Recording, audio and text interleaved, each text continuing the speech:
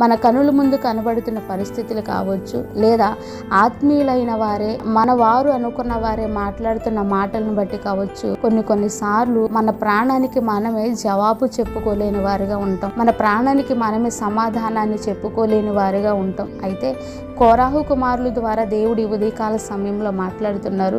ఇటువంటి వ్యతిరేకమైన పరిస్థితులు మన కనుల ముందు కనబడుతున్నప్పటికీ, అనేక మంది దోషుల మాటల చేత మాట్లాడుతున్నప్పుడు కూడా మనము ఎలా ఉండాలి అంటే దేవుని యందు నిరీక్షణ ఉంచాలి.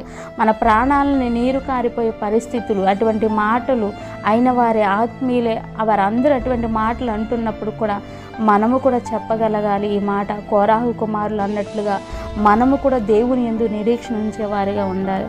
ఆ కృపా ధన్యత దేవుడు ప్రతి ఒక్కరికి మనం ఎదుర్కొంటున్న పరిస్థితులను బట్టి మనము కూడా కోరాహు కుమారుల వలె దేవుని యందు నిరీక్షణ ఉంచుదుముగాక.